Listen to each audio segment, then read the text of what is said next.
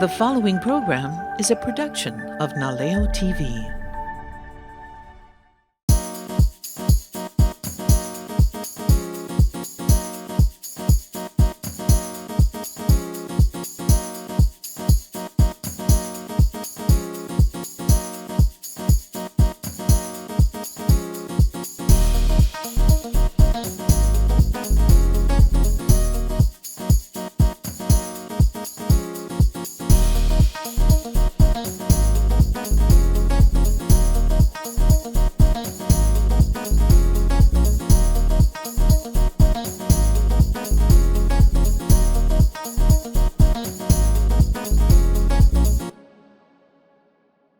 Aloha and welcome to Polymer Play with Barbara Hanson. I'm Barbara Hanson and I'm here to introduce you to the world of polymer clay.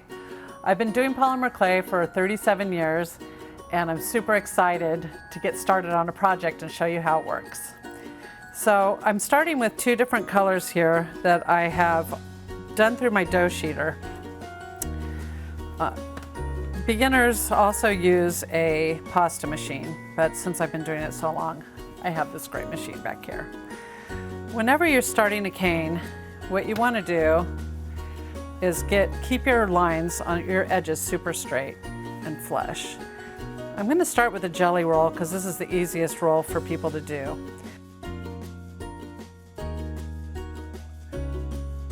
Whatever color you want on the background, you're going to put on the bottom. I'm going to taper the edges on the top and lay them on here.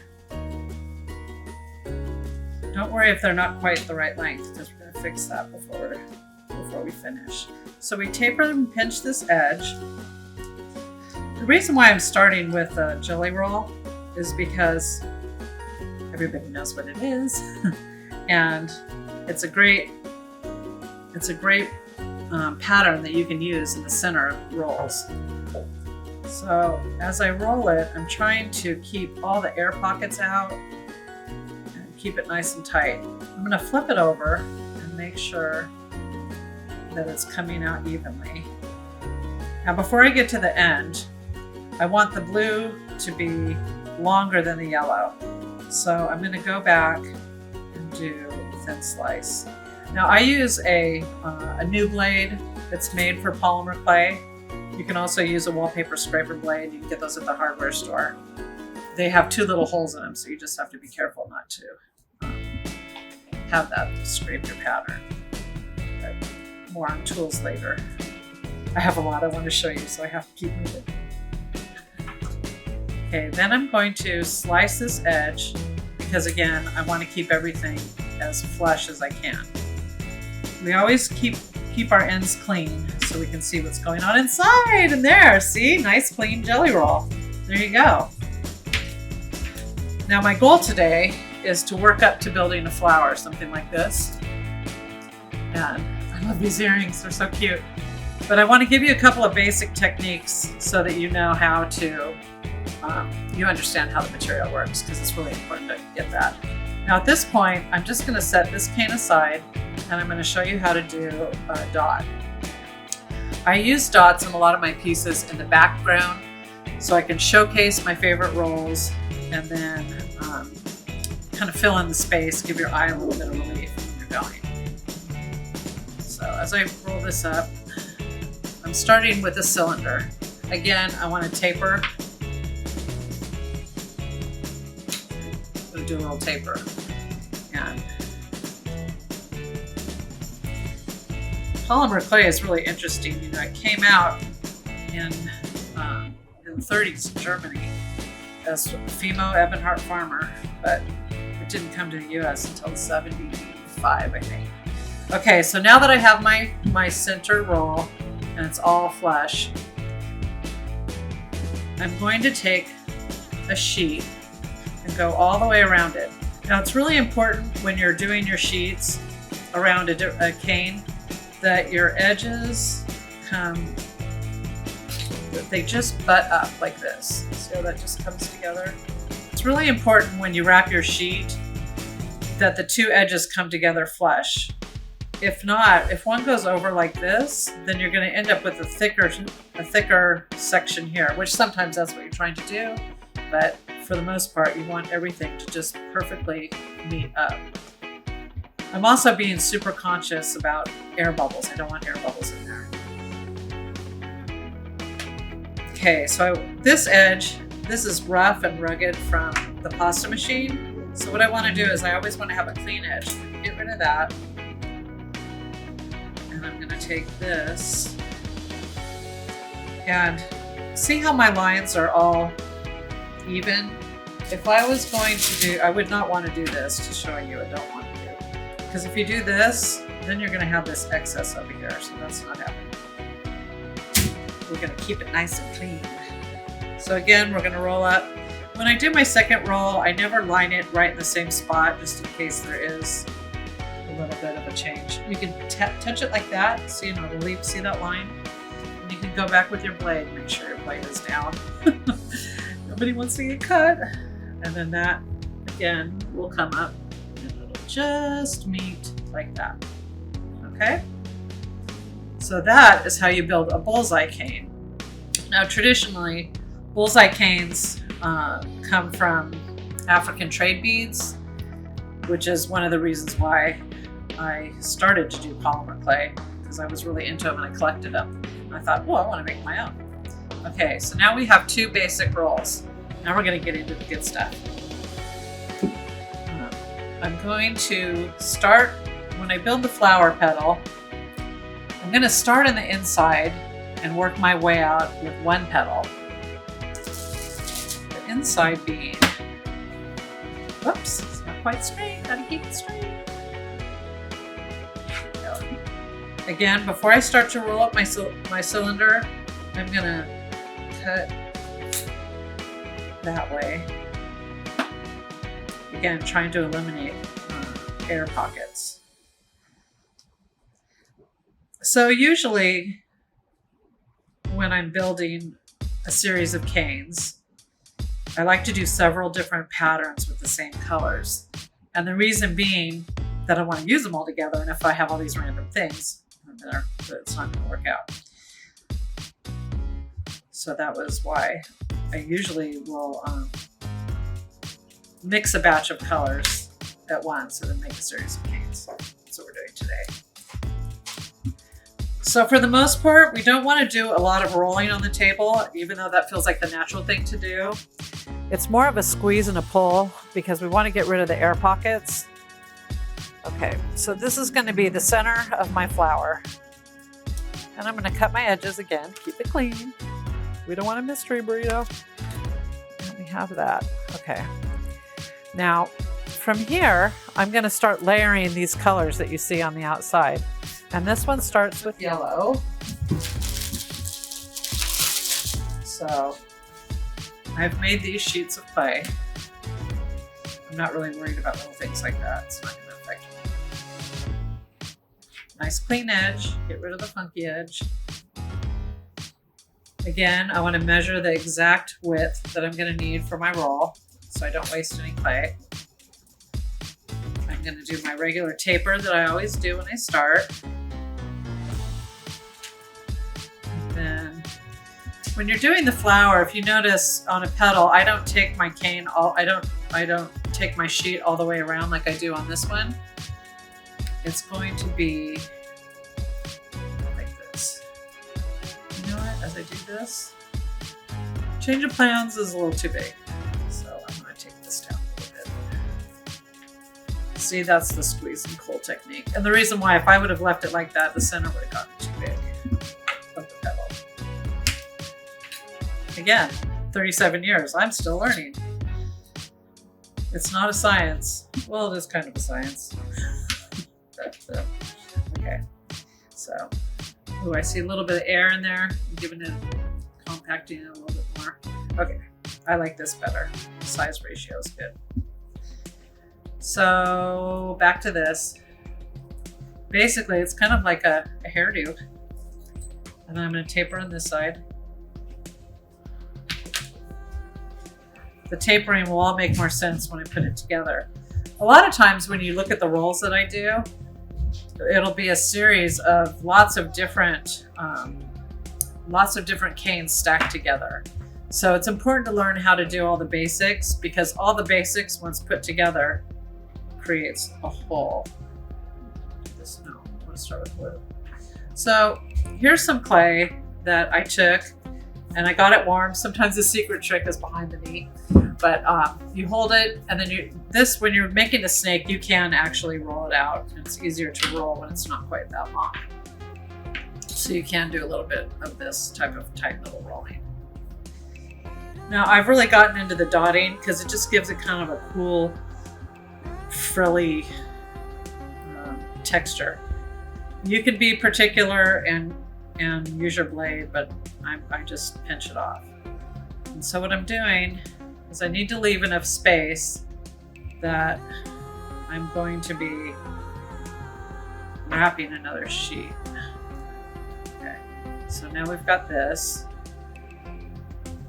Again, if I know that people don't have the dough sheeter machine that I have to get their sheets, but you can also use just one of those basic Atlas or basic pasta machines that they use for raviolis and things in the kitchen. Okay, so now see how this is going in between my dots? So now I'm going to go back. When you put your second set of dots in, actually this is a little too thin. When you put your second set of dots in, here's the trick, just squeeze it back out. It's funny. It's easier to make things smaller. It's harder to make things bigger. It's one of my tricks of the trade. Okay, so now I'm going to go in between these and fill that space. Remember, you control your clay doesn't control you. Okay, so now I'm giving it just a little squeeze to get it compacted a little bit. Okay, now I'm going to do another sheet of yellow. So again, I want to measure the width that I need. Whoops, laid down. It's so much fun. As soon as you start going, you're like, now I want to add this, now I want to add that. And that's okay, do it. Most important thing is that when you're working, you use contrasting colors next to one another. Had I made this pattern and this been purple and this been black and this been blue, once you pulled it down, you wouldn't see anything that you made. So I think it's really important when you're starting to use whites or yellows or cream, beige, something in between. Oh yeah, this is going to be good. Okay. But okay, before I go there, I'm going to cut down the center. This is the center of your flower. So when you're looking at this piece here, this green or seafoam, whatever this color is that's going down the center of the petal, you're going to cut down this way. Now always check both sides. That's not bad. Sometimes it's perfect on one side and like way over on the other side. Just push your roll back together and start again. Slicing and inserting is great. You can do it on so many different things. I use that technique like, when I'm doing things like a turtle, petroglyphs. A lot of petroglyphs I do slicing and inserting. Okay, again, what are we going to do when we put it in there? We're going to taper. Oh, we're going to make some cute earrings and some beads. Okay, so tapering. Oh, I love that. See how you can see the lines in there? That's from mixing the different colors. When I made this one, I used some white clay and just some scrap from another petal that I had just to get this light, soft shade. And it's nice because it's subtle, but it will pop out. Okay, so see, I've got that thing wedged all the way in there. Close it up. Trick or tip, don't ever cut up like this. Keep your cane right down. Use your table. You can hold your piece and then go straight down. Okay? You notice I keep all my scraps separate. It's valuable. Okay. All right, we're looking pretty good so far. Now I'm going to take, before I get to the outside color, which in this pattern I'm using this navy blue. I always like to have something very light so that it pops before it comes out. Although this is light, but I want to go lighter. I typically like to start it.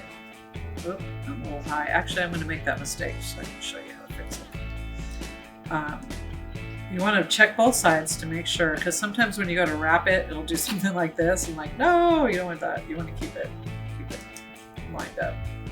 Okay, let me get to the side. So when I started doing polymer clay, there weren't any books out on how to do it. So I literally had to go to the library and check out books on glass, figure out how they did it. And it's interesting. Oh, wait, I'll show you this one. See how this is higher? I could leave it, but it's going to end up folding in when I take the roll down. So, whoops, I'm going to take this and I'm just going to take this off. The cleaner your edges are when you're working, the easier it is, and you'll know what's going on inside there because you don't want any surprises. There's enough surprises. My ultimate goal is it's going to be set in the dark blue, so that's going to come next. Whatever color you're setting it in, you want to be the final wrap on your flower petal. So I've got this.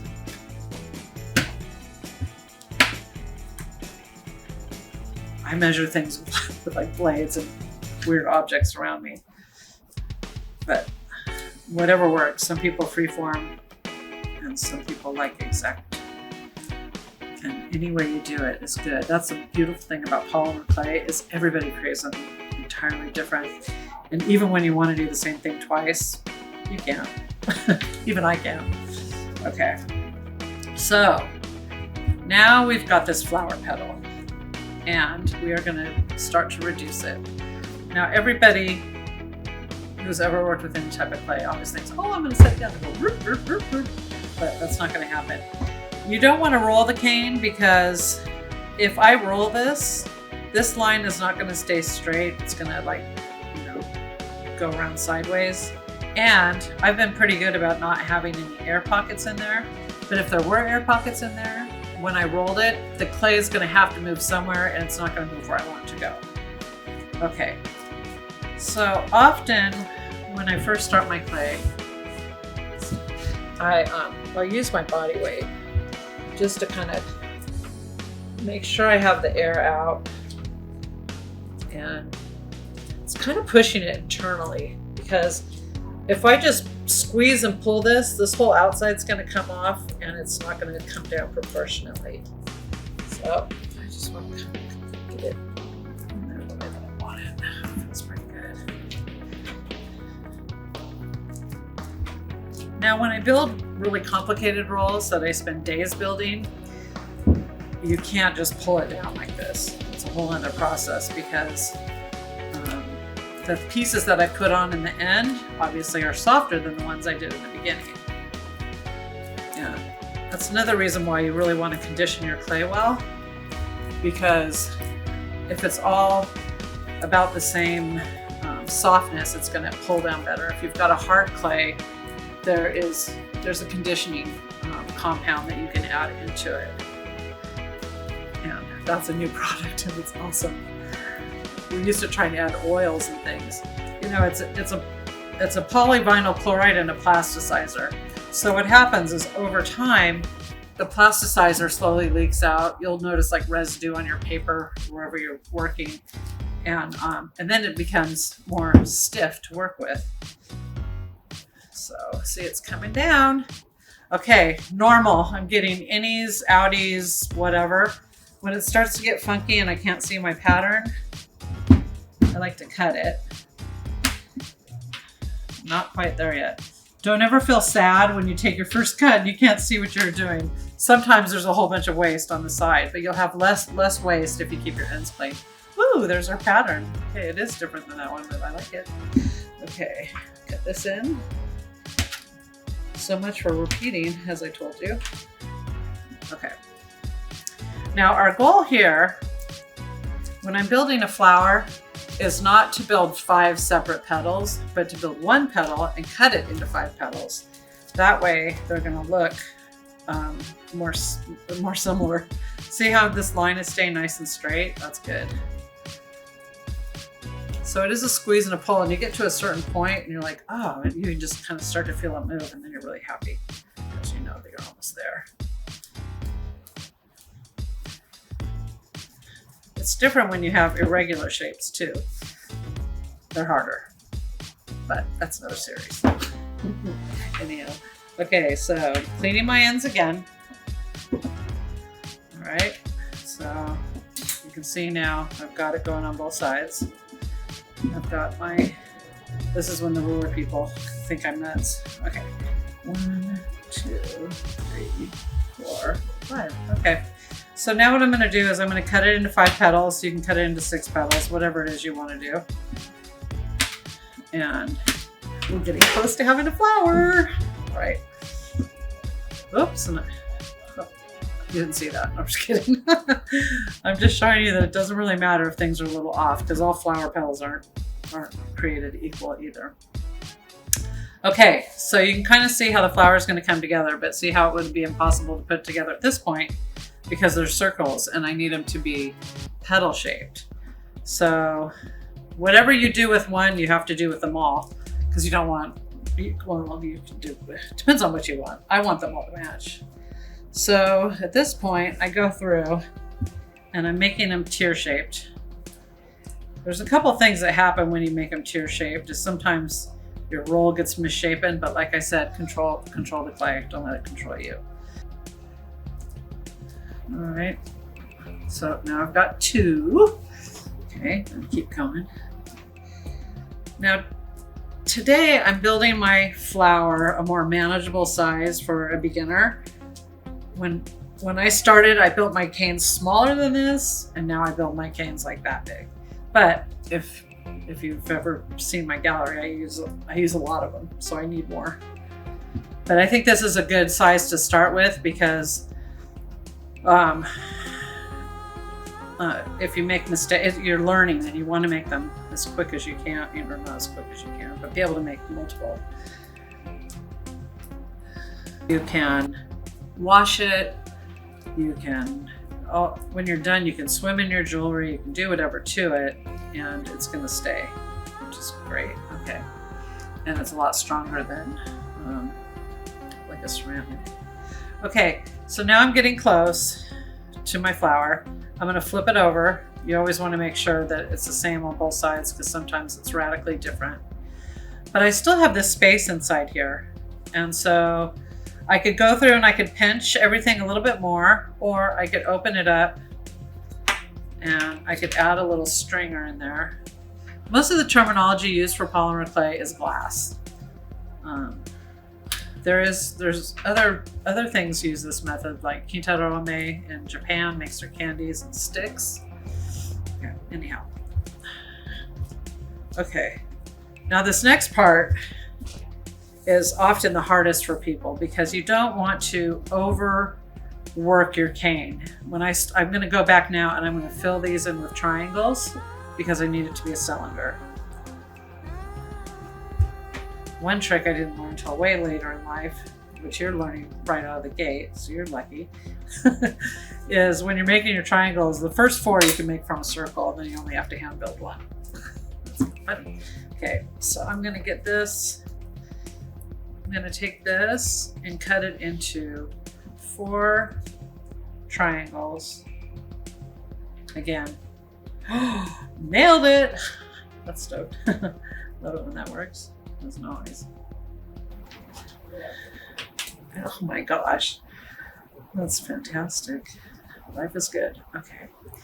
Now with these, I can go back and give them an extra little pinch of depth, and I'm going to put them in here. Now there's a couple different things to know when you're putting your triangles in here. First of all, I don't want to just wedge it in with all my might, because when I start doing that, I'm going to mess up this side. And I don't want it, I want it to be above the petal itself.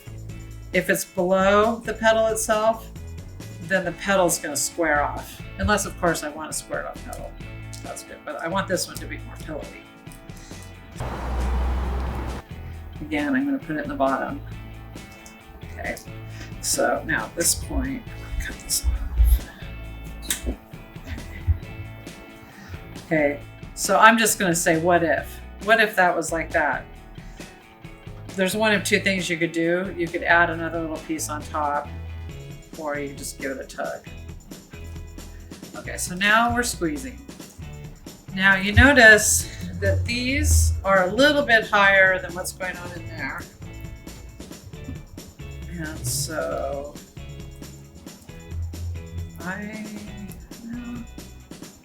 there's two things you can do. If it's too big, you can go back and you can shave a little off. I'm trying to get them. I want the smoothest transition possible.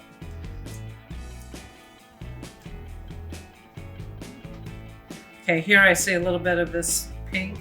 I can take my blade and take that off. Also, if you've got an air pocket in there, you can just use like a paper clip or something and give it a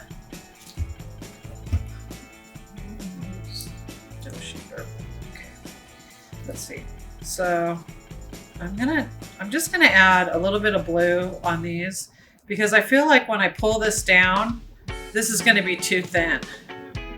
So again, I'm gonna taper.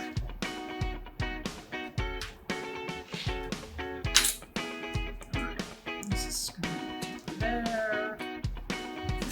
Taper here. I can flip it. Taper here.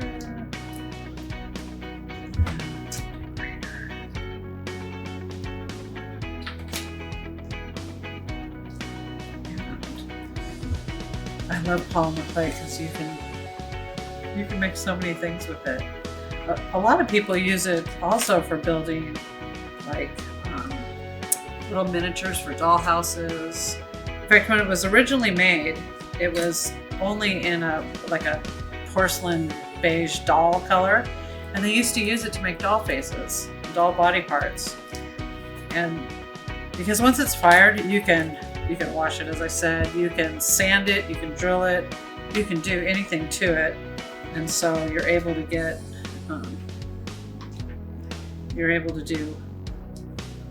manipulate it in ways that a lot of other materials you can't do. And when you cook it, it doesn't shrink.